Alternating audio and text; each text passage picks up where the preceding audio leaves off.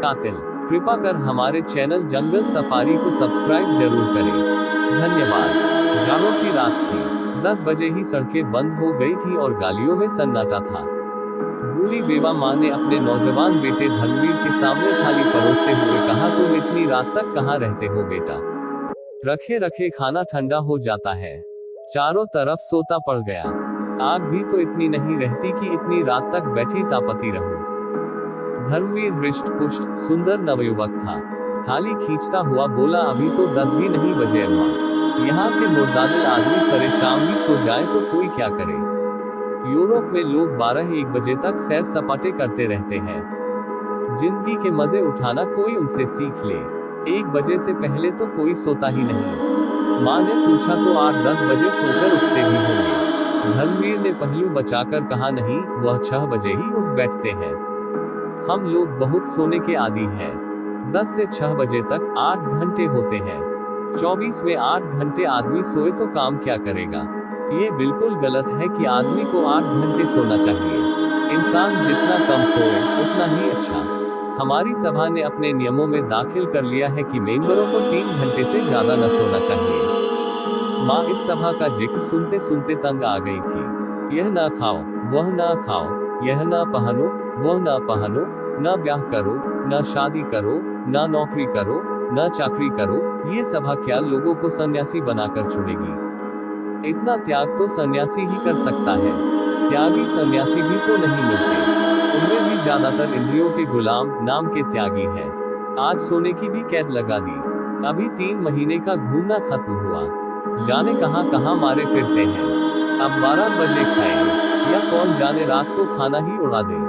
आपत्ति के स्वर में बोली, तभी तो ये सूरत निकल आई है कि चाहो तो एक एक हड्डी गिन लो। आखिर सभा वाले कोई काम भी करते हैं या सिर्फ आदमियों पर कैदे ही लगाया करते हैं? धर्मवीर बोला, जो काम तुम करती हो वही हम करते हैं। तुम्हारा उद्देश्य राष्ट्र की सेवा करना है, हमारा उद्देश्य भी राष्ट्र की सेवा करना है। बूढ़ी विधवा आजादी की लड़ाई में दिलो जान से शरीक थी। 10 साल पहले उसके पति ने एक राजद्रोहात्मक भाषण देने के अपराध में सजा पाई थी। जेल में उसका स्वास्थ्य बिगड़ गया और जेल ही में उसका स्वर्गवास हो गया। तब से यह विधवा बड़ी सच्चाई और लगन से राष्ट्र की सेवा में लगी हुई थी। शुरू में उसका नौजवान बेटा भी स्वयं सेवकों में शामिल हो गया था, मगर इधर 5 महीनों से वह इस नई सभा में शरीक हो गया और उसको जोशीले कार्यकर्ताओं में समझा जाता था। माँ ने संदेह के स्वर में पूछा, तो तुम्हारी सभा का कोई दफ्तर है? हाँ है। उसमें कितने मेंबर हैं? अभी तो सिर्फ 50 मेंबर हैं। वह 25 आदमी जो कुछ कर सकते हैं, वह तुम्हारे 25,000 भी नहीं कर सकते। देखो अम्मा, किसी से कहना मत, वरना सबसे पहले मेरी जान पर आफत आएगी। मुझे उम्मीद नहीं कि पिकेटिंग और जुलूसों से हमें आजादी हासिल हो सके। ये तो अपनी कमजोरी और बेबसी का साफ ऐलान है। झंडियां निकालकर और गीत गाकर कौमें नहीं आजाद हुआ करती। यहाँ के लोग अपनी अकल से काम नहीं लेते। एक आदमी ने कहा, यो स्वराज्य मिल जाएगा, बस आंखें बंद करके उसके पीछे होइए। वह आदमी गुमराह है और दूसरों को भी गुमराह कर रहा है। ये लोग दिल में इस ख्याल से खुश हो ले कि हम आजादी के करीब आते जाते हैं, मगर मुझे तो काम करने का ये धन बिल्कुल खेल सा मालूम होता है। लड़कों के रोने धोने और मचलने पर खिलौने और मिठाइयाँ मिला करती है, वही इन लोगों को मिल जाएगा। असली चीज तो तभी मिलेगी जब हम उसकी कीमत देने को तैयार होंगे। माँ ने कहा, उसकी कीमत क्या हम नहीं दे रहे हैं? हमारे लाखों आदमी जेल नहीं गए, हमने डंडे नहीं खाए, हमने अपनी जायदादें नहीं जब्त कराई। धर्मवीर, इससे अंग्रेजों को क्या क्या नुकसान हुआ? वे हिंदुस्तान उसी वक्त छोड़ेंगे जब उन्हें यकीन हो जाएगा कि अब वे एक पल भर भी नहीं रह सकते। अगर आज हिंदुस्तान के 1000 अंग्रेज कत्ल कर दिए जाए तो आज ही स्वराज्य मिल जाए। रूस इसी तरह आजाद हुआ, आयरलैंड भी इसी तरह आजाद हुआ, हिंदुस्तान भी इसी तरह आजाद होगा और कोई तरीका नहीं। हमें उनका खात्मा कर देना है। एक बुरे अफसर के कत्ल कर देने से हुकूमत पर जितना डर छा जाता है, उतना 1000 जुलूसों से मुमकिन नहीं। माँ सर से पांव तक कांप उठी। उसे विधवा हुए 10 साल हो गए थे। यही लड़का उसकी जिंदगी का सहारा है। इसी को सीने से लगाए मेहनत मजदूरी करके अपने मुसीबत के दिन काट रही है। वह इस ख्याल से खुश थी कि यह 4 पैसे कमाएगा, घर में बहू आएगी, एक टुकड़ा खाऊंगी और पड़ी रहूंगी। आरजुओं के पतले पतले तिनकों से उसने एक किश्ती बनाई थी। उसी पर बैठकर जिंदगी के दरिया को पार कर रही थी। वह किश्ती अब उसे लहरों में झकोले खाती हुई मालूम हुई। उसे ऐसा महसूस हुआ कि वह किश्ती दरिया में डूबी जा रही है। उसने अपने सीने पर हाथ रखकर कहा, बेटा तुम कैसी बातें कर रहे हो? क्या तुम समझते हो अंग्रेजों को कत्ल कर देने से हम आजाद हो जाएंगे? हम अंग्रेजों के दुश्मन नहीं, हम इस राज्य प्रणाली के दुश्मन हैं। अगर यह राज्य प्रणाली हमारे भाई बंधुओं के ही हाथों में हो और उसका बहुत बड़ा हिस्सा है भी, तो हम उसका भी इसी तरह विरोध करेंगे। विदेश में तो कोई दूसरी कौम राज न करती थी, फिर भी रूस वालों ने उस हुकूमत का उखाड़ फेंका, तो उसका कारण यही था कि जार प्रजा की परवाह न करता था। अमीर लोग मजे उड़ाते थे, गरीबों को पीसा जाता था। यह बातें तुम मुझसे ज्यादा जानते हो। वही हाल हमारा है। देश की संपत्ति किसी न किसी बहाने निकलती चली जाती है और हम गरीब होते जाते हैं। हम इस अवैधानिक शासन को बदलना चाहते हैं। मैं तुम्हारे पैरों में पड़ती हूँ, इस सभा से अपना नाम कटवा लो। खामखाह आग में न कूदो। मैं अपनी आंखों से ये दृश्य नहीं देखना चाहती कि तुम अदालत में खून के जुर्म में लाए जाओ। धर्मवीर पर इस विनती का कोई असर नहीं हुआ।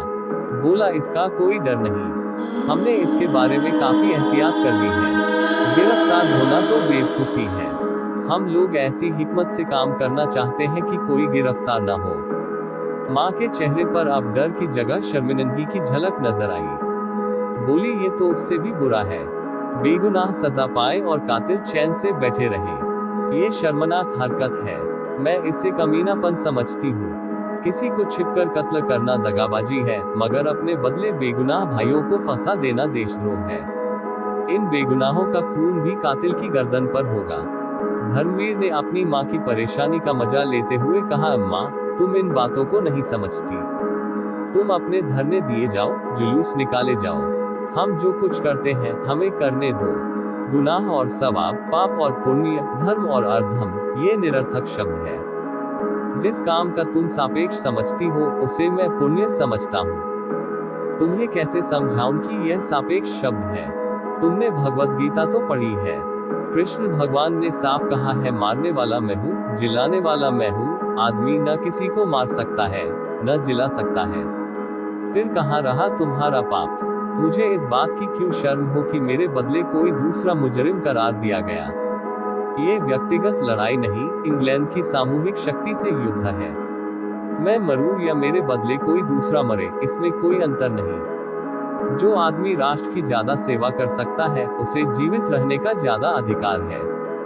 माँ आश्चर्य से लड़के का मुंह देखने लगी। उससे बहस करना बेकार था। अपनी दलीलों से वह उसे कायल न कर सकती थी। धर्मवीर खाना खाकर उठ गया, मगर वह ऐसी बैठी रही कि जैसे लकवा मार गया हो। उसने सोचा, कहीं ऐसा तो नहीं कि वह किसी का कत्ल कराया हो या कत्ल करने जा रहा हो। इस विचार से उसके शरीर के कंपकंपी आ गई। आम लोगों की तरह हत्या और खून के प्रति घृणा उसके शरीर के कण कण में भरी हुई थी। उसका अपना बेटा खून करे, इससे ज्यादा लज्जा, अपमान, घृणा की बात उसके लिए और क्या हो सकती थी।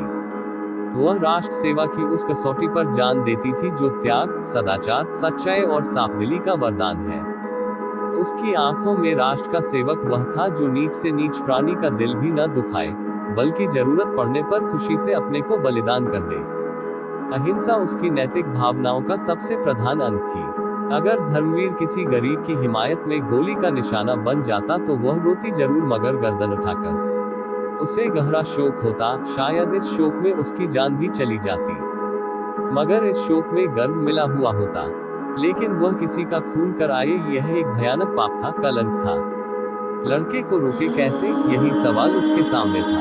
वह ये नौबत हरगिज न आने देगी कि उसका बेटा खून के जुर्म में पकड़ा न जाए। उसे यह बर्दाश्त था कि उसके जुर्म की सजा बेगुनाहों को मिले। उसे ताज्जुब हो रहा था, लड़के में यह पागलपन आया क्यों कर। वह खाना खाने बैठी, मगर कौर गले से नीचे न जा सका। कोई जालिम हाथ धर्मवीर को उनकी गोद से छीन लेता है। वह उस हाथ को हटा देना चाहती थी। अपने जिगर के टुकड़े को वह एक क्षण के लिए भी अलग न करेगी। छाया की तरह उसके पीछे पीछे रहेगी। किसकी मजाल है जो उस लड़के को उसकी गोद से छीने। धर्मवीर बाहर के कमरे में सोया करता था। उसे ऐसा लगा कि कहीं वह न चला गया हो। फौरन उसके कमरे में आई। धर्मवीर के सामने दीवार पर दिया जल रहा था। वो एक किताब खोले पढ़ता पढ़ता सो गया था। किताब उसके सीने पर पड़ी थी।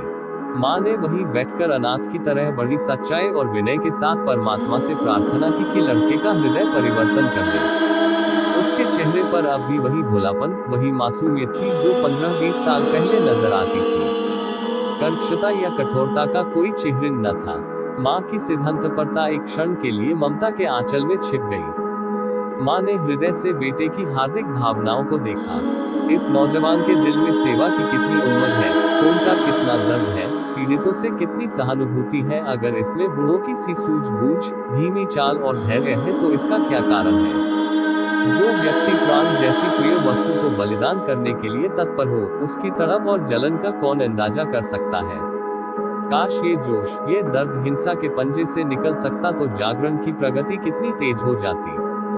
माँ की आहट पाकर धर्मवीर चौंक पड़ा और किताब संभालता हुआ बोला, तुम कब आ गई अम्मा? मुझे तो जाने कब नींद आ गई। माँ ने दीवार को दूर हटाकर कहा, चारपाई के पास दिया रखकर न सोया करो, इससे कभी कभी दुर्घटनाएं हो जाया करती हैं। और क्या सारी रात पढ़ते ही रहोगे? आधी रात तो हुई, आराम से सो जाओ।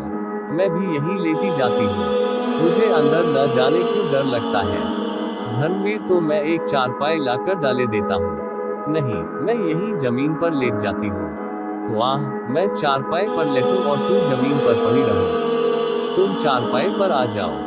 चल, मैं चारपाई पर लेटूं और तू जमीन पर पड़ा रहे, ये तो नहीं हो सकता। मैं चारपाई लिए आता हूँ। नहीं तो मैं भी अंदर ही लेटता हूँ। आज आप डरी क्यों? तुम्हारी बातों ने डरा दिया। तू मुझे भी क्यों अपनी सभा में नहीं शरीक कर लेता? धर्मवीर ने कोई जवाब नहीं दिया। बिस्तर और चारपाई उठाकर अंदर वाले कमरे में चला। माँ आगे आगे चिराग दिखाती हुई चली। कमरे में चारपाई डालकर उस पर लेटता हुआ बोला, अगर मेरी सभा में शरीक हो जाओ तो क्या पूछना। बेचारे कच्ची कच्ची रोटियां खाकर बीमार हो रहे हैं, उन्हें अच्छा खाना मिलने लगेगा। फिर ऐसी कितनी ही बातें हैं जिन्हें एक बूढ़ी स्त्री जितनी आसानी से कर सकती है, नौजवान हरगिज नहीं कर सकते।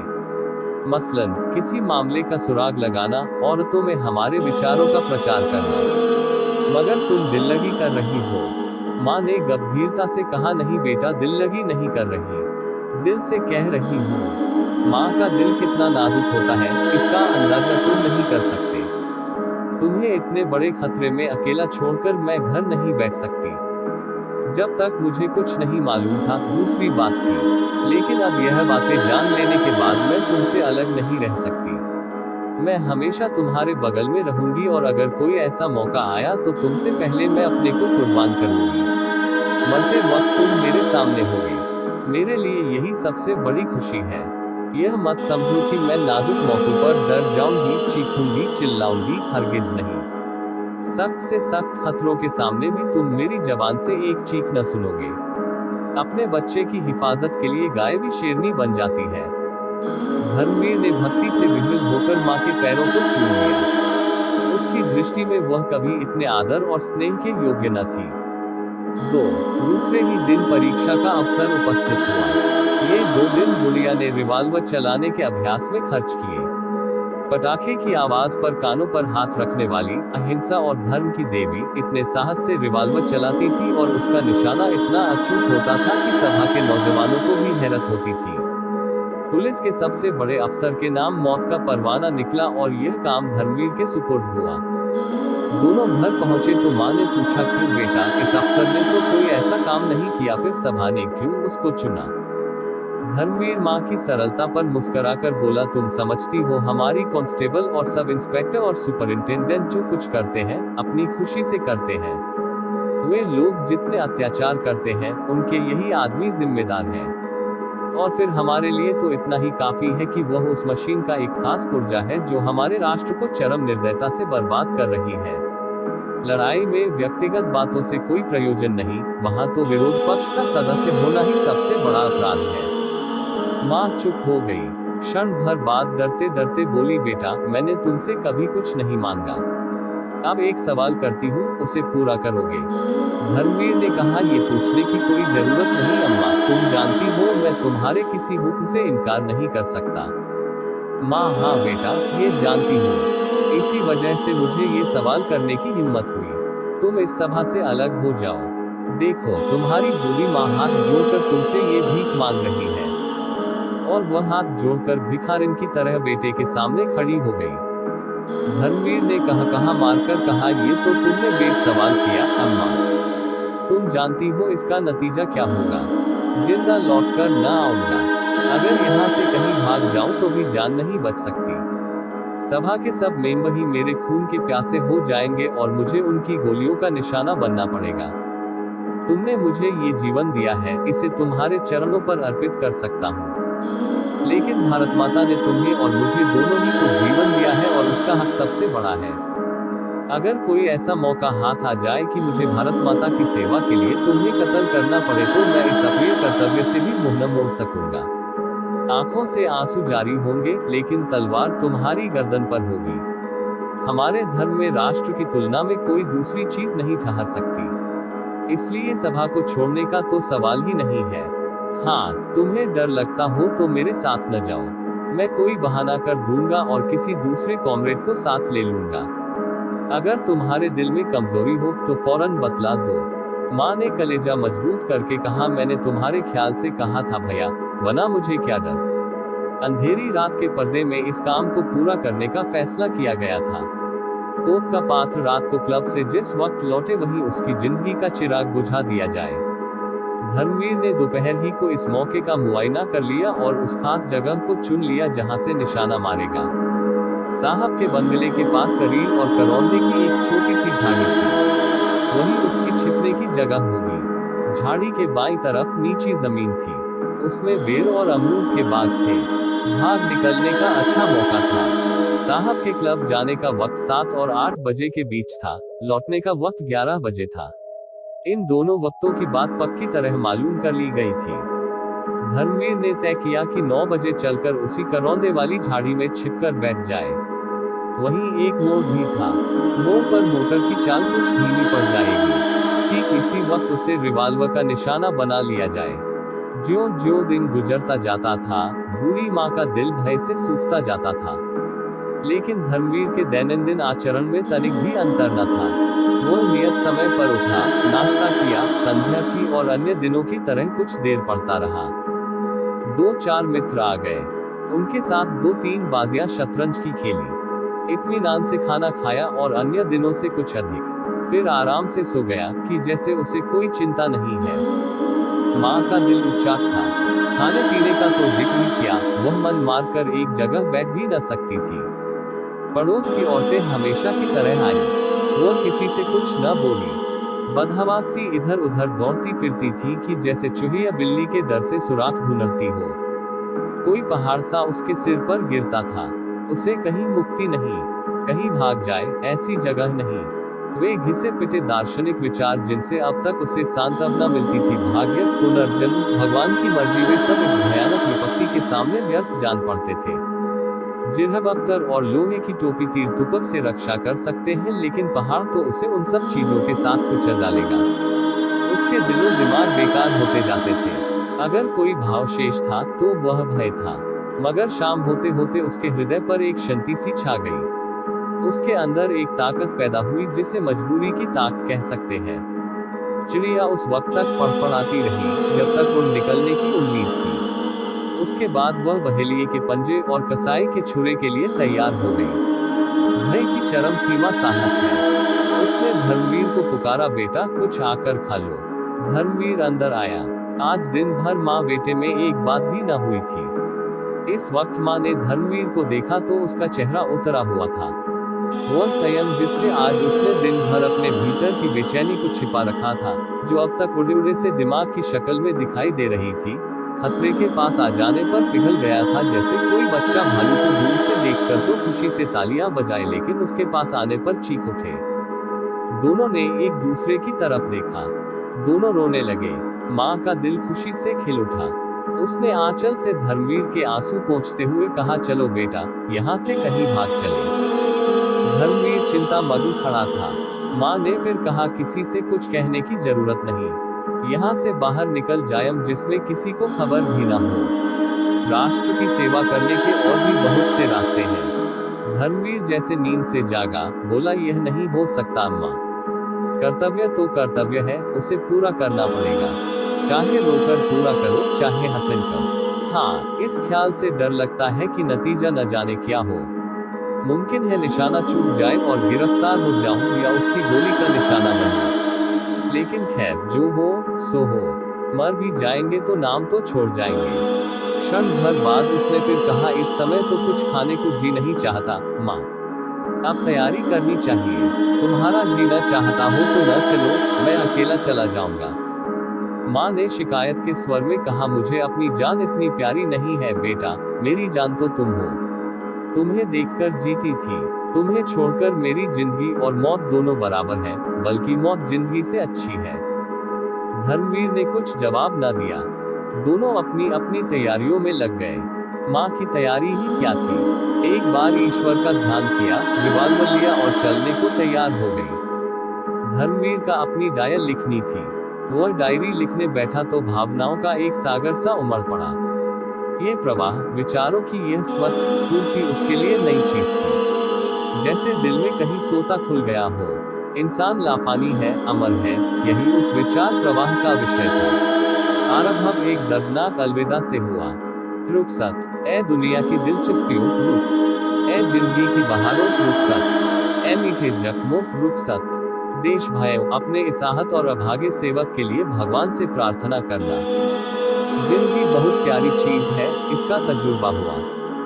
वही दुख दर्द के नश्तर, वही हसरतें और मायूसियां जिन्होंने जिंदगी को कड़वा बना रखा था, इस समय जीवन की सबसे बड़ी पूंजी है।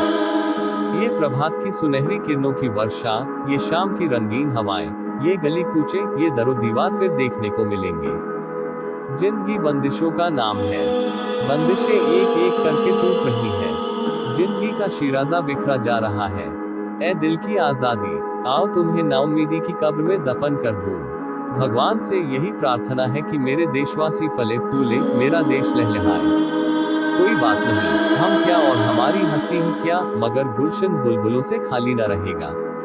मेरी अपने भाइयों से इतनी ही विनती है कि जिस समय आप आजादी के गीत गाएं तो इस गरीब की भलाई से लिए दुआ करके उसे याद कर ले। डायरी बंद करके उसने एक लंबी सांस खींची और उठ खड़ा हुआ। कपड़े पहने, रिवाल्वर जेब में रखा और बोला, अब तो वक्त हो गया अम्मा। माँ ने कुछ जवाब न दिया। घर संभालने की किसे परवाह थी, जो चीज जहाँ पड़ी थी वहीं पड़ी रही। यहाँ तक कि दिया भी न बुझाया गया। दोनों खामोश घर से निकले, एक मर्दानगी के साथ कदम उठाता, दूसरी चिंतित और शोकमग्न और बेबसी के बोझ से झुकी हुई। रास्ते में भी शब्दों का विनिमय न हुआ।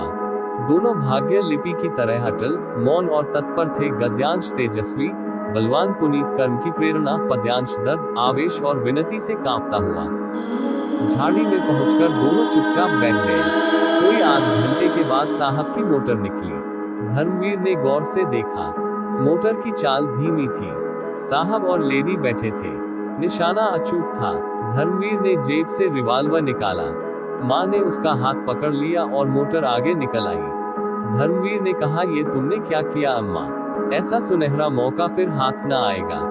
माँ ने कहा, मोटर में मेम भी थी, कहीं मेम को गोली लग जाती तो क्या बात थी? हमारे धर्म में नाग, नागिन और सपोले में कोई भी अंतर नहीं। माँ ने घृणा भरे स्वर में कहा, तो तुम्हारा धर्म जंगली जानवरों और वहशियों का है, जो लड़ाई के बुनियादी उसूलों की भी परवाह नहीं करता। स्त्री हर एक धर्म में निर्दोष समझी गई है, यहाँ तक कि वहशी भी उसका आदर करते हैं। वापसी के समय हरगिज न छोड़ूंगा। मेरे जीते जी तुम स्त्री पर हाथ नहीं उठा सकते। मैं इस मामले में तुम्हारी पाबंदियों का गुलाम नहीं हो सकता। माँ ने कुछ जवाब न दिया। इस नामर्दों जैसी बात से उसकी ममता टुकड़े टुकड़े हो गई। मुश्किल से 20 मिनट बीते होंगे कि वही मोटर दूसरी तरफ से आती दिखाई पड़ी। धर्मवीर ने मोटर को गौर से देखा और उछलकर बोला, लो अम्मा, अब की बार साहब अकेला है, तुम भी मेरे साथ निशाना लगाना। माँ ने लपक कर धर्मवीर का हाथ पकड़ लिया और पागलों की तरह जोर लगाकर उसका रिवाल्वर छीनने लगा। धर्मवीर ने उसको एक धक्का देकर गिरा दिया और एक कदम रिवाल्वर साधा। एक सेकंड में माँ उठी। उसी वक्त गोली चली। मोटर आगे निकल गई, मगर माँ जमीन पर तड़प रही थी। धर्मवीर रिवाल्वर फेंककर माँ के पास गया और घबराकर बोला, माँ क्या हुआ? फिर यकायक इस शोक भरी घटना की प्रतीति उसके अंदर चमक उठी। वह अपनी प्यारी माँ का कातिल है। उसके स्वभाव की सारी कठोरता और तेजी और गर्मी बुझ गई। आंसुओं की बढ़ती हुई थरथरी को अनुभव करता हुआ वह नीचे झुका और माँ के चेहरे की तरफ आंसुओं में लिपटी हुई शर्मिंदगी से देखकर बोला, यह क्या हो गया अम्मा? हाय, तुम कुछ बोलती क्यों नहीं? ये कैसे हो गया? अंधेरे में कुछ नजर भी तो नहीं आता। कहाँ गोली लगी? कुछ तो बताओ। इस बदनसीब के हाथों तुम्हारी मौत लिखी थी। जिसको तुमने गोद में पाला उसी ने तुम्हारा खून किया। किसको बुलाऊं? कोई नजर भी तो नहीं आता। माँ ने डूबती हुई आवाज में कहा, मेरा जन्म सफल हो गया बेटा। तुम्हारे हाथों मेरी मिट्टी उठेगी। तुम्हारी गोद में मर रही हूँ। छाती में घाव लगा है। जो तुमने गोली चलाई, मैं तुम्हारे सामने खड़ी हो गई। अब नहीं बोला जाता। परमात्मा तुम्हें खुश रखे, मेरी यही दुआ है। मैं और क्या करती बेटा? माँ की आबरू तुम्हारे हाथ में है। मैं तो चली। क्षण भर बाद उस अंधेरे सन्नाटे में धर्मवीर अपनी प्यारी माँ के नीम जान शरीर को गोद में लिए घर चला तो उसके ठंडे